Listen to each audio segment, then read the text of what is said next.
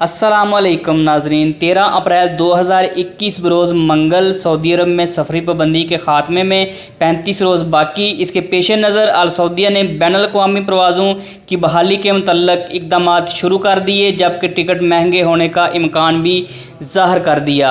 आगे चलने से पहले चैनल को सब्सक्राइब कर लें ताकि लेटेस्ट अपडेट आपको बआसानी से मिलती रहें। गैर मुल्की खबरसां इदारे की रिपोर्ट के मुताबिक रियाज़ में अल मुसाफिर क्लब एजेंसी के डायरेक्टर जनरल अब्दुल रज़ाक का कहना है कि ममलकत में आम नरखों के मुकाबले में 30% तक टिकटें सस्ती हैं, तहम रमज़ान के दूसरे हफ्ते के बाद 300% तक इजाफ़ा होना मुतवक्के है।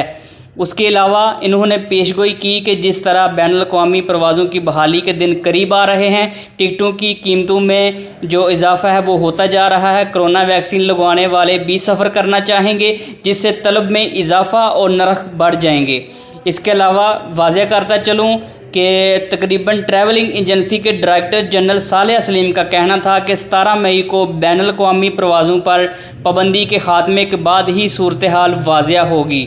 होटलों के नरख भी बढ़ सकते हैं। और एक बात और वाज़ेह करता चलूँ कि सऊदी अरब वज़ारत दाखिला ने सफरी पाबंदी उठाने की तारीख़ जो मुकर्रर की है वो 17 मई है।